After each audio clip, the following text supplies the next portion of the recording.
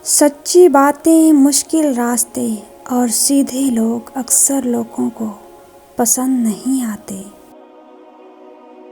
عورتیں ذہین ہونے کے باوجود حسن پہ زیادہ محنت کرتی ہیں، کیونکہ وہ جانتی ہیں کہ مرد کے پاس دماغ سے تیز آنکھیں ہیں۔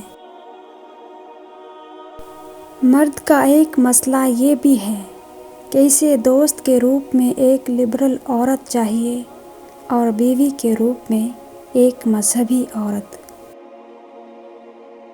ہمیں رب سے اتنی محبت تو ہونی چاہیے کہ نماز نہ پڑھیں تو اس کا دیا ہوا کھانا کھانے سے شرم آئے۔ جو عورت تمہاری طرف رجوع کرے تو پھر اس کی خاطر مر جاؤ، کیونکہ عورت مرد میں تب تک دلچسپی نہیں لیتی جب تک وہ مرد اس کی نظروں میں تمام مردوں سے عظیم نہ ہو۔ عروج کے وقت اوقات میں رہیں، کیونکہ زوال پوچھ کر نہیں آتا۔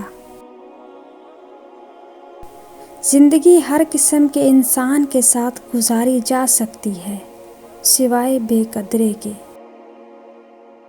عزت عورت کو دیے جانے والے تحفوں میں سے سب سے نایاب اور قیمتی ہوتا ہے، مگر اتنا بڑا تحفہ دینا ہر مرد کے بس کی بات نہیں۔ عورت سچی محبت صرف دو مردوں سے ہی کرتی ہے، ایک اپنے باپ سے، دوسرا اس کی زندگی میں آنے والا مرد، اس کا شوہر۔ جس کے بارے میں کچھ سنیں پہلے تصدیق کر لیں، کیونکہ بدگمانی بہت بڑا گناہ ہے۔ پیٹ میں گیا زہر ایک کی جان لے سکتا ہے، مگر کان میں گیا زہر کئی رشتوں کی جان لے لیتا ہے۔ اس لیے کان کے کچے مت بنیں اور بغیر دلیل کے کسی کی بات نہ مانیں، ورنہ بہت پچھتائیں گے۔ لوگ آپ کی دل آزاری کرنے کے بعد ایسا رویہ دکھائیں گے جیسے آپ نے ان کی دل آزاری کی ہو۔ لوگ محبت نہیں بلکہ سودا کرتے ہیں۔ اس سودے میں کسی کی پاکیزگی جاتی ہے، کسی کی سادگی، کسی کی جان اور کسی کا ایمان۔ عورت کو نئے رشتے سے عزت ملے تو وہ گہری محبت کو بھی قربان کر سکتی ہے۔ اور ایک کڑوا سچ یہ بھی ہے کہ بنت حوا کا بھی اب پاک محبت میں دل نہیں لگتا۔ اللہ امتحان لیتا ہے تاکہ صابر رہو، آزمائش میں ڈالتا ہے تاکہ اس کے شکر گزار رہو، رلاتا ہے تاکہ صاف دل رہو، چپ بھی کرواتا ہے تاکہ اس پر یقین رکھو۔ عورت سے محبت بہت سے مرد کرتے ہیں، مگر محبت کے ساتھ ساتھ عزت بہت کم مرد دیتے ہیں۔ زندگی کے ہر موڑ پر صلح کرنا سیکھو، کیونکہ جھکتا وہی ہے جس میں جان ہوتی ہے، اور اکڑنا تو مردے کی پہچان ہوتی ہے۔ زوال آتا ہے ہر شے پر، مگر غم کو مسلسل عروج حاصل ہے۔ میرے اللہ نے مجھے اتنی محبتیں دی ہیں کہ دو چار نفرتوں سے مجھے کوئی فرق نہیں پڑتا۔ مرد کے دل میں دوسری عورت کی اور عورت کی الماری میں نئے سوٹ کی گنجائش ہمیشہ رہتی ہے۔ یہ بیٹیوں کی کہانی بھی عجیب ہے۔ جہاں پیدا ہوتی ہیں وہاں مہمان ہوتے ہیں، اور جہاں رخصت ہوتی ہیں وہاں ملکیت سمجھی جاتی ہیں، مگر مقدر کی کوئی گارنٹی نہیں۔